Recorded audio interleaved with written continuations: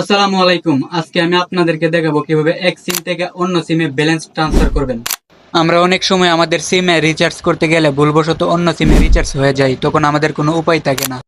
মাত্র 30 সেকেন্ডে আজকের এই ভিডিওতে আপনাদেরকে দেখাবো কিভাবে ব্যালেন্স ট্রান্সফার করতে হয়। সো ভিডিওটা কন্টিনিউ করুন।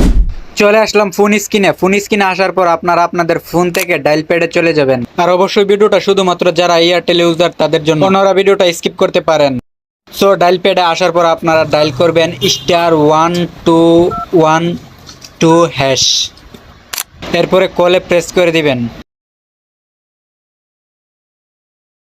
এরপরে দেখতে পারবেন এখানে লেখা আছে প্লিজ সিলেক্ট মেনু, তারপর আপনারা এখানে 1 প্রেস করে দিবেন। এরপর আপনাদের সামনে এরকম একটা ইন্টারফেস শো করবে, তারপর আবারও আপনারা 1 সিলেক্ট করে সেন্ডে প্রেস করে দিবেন। তারপর এখানে আপনারা আপনাদের কাঙ্ক্ষিত নাম্বারটি উঠিয়ে নেবেন, অর্থাৎ আপনি যেই নাম্বারে ব্যালেন্স ট্রান্সফার করতে চান ওই নাম্বারটি আপনি উঠিয়ে নেবেন। তো আমি এখানে উঠিয়ে নিচ্ছি। নাম্বার ঠিকঠাক মতো ওঠানো শেষ হয়ে গেলে আবারও সেন্ডে প্রেস করবেন। এরপরে আপনারা এখানে আপনাদের অ্যামাউন্টটা বসিয়ে নেবেন, অর্থাৎ আপনি যত টাকা ট্রান্সফার করতে চাচ্ছেন ওই অ্যামাউন্টটা আপনি এখানে বসিয়ে নিন। বসিয়ে নেওয়ার পর আপনারা সেন্ডে প্রেস করে দিবেন।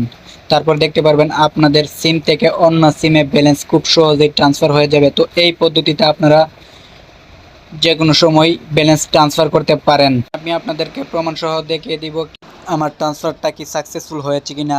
সেটা দেখার জন্য আমি আবারও ফোন স্ক্রিনে চলে আসলাম। ফোন স্ক্রিনে আসার পর মেসেজ অপশন দেখেন আমার ব্যালেন্সটি ট্রান্সফার সাকসেসফুলভাবে হয়েছে। এখানে দেখতে পাচ্ছেন কিছুক্ষণ আগে আমি যেই ট্রান্সফারটি করলাম 100 টাকা, এটা সাকসেসফুলভাবে হয়েছে। সো আপনারা এই পদ্ধতিতে ব্যালেন্স ট্রান্সফার করতে পারেন। ভিডিওটা কেমন হয়েছে অবশ্যই কমেন্টস বক্সে বলবেন।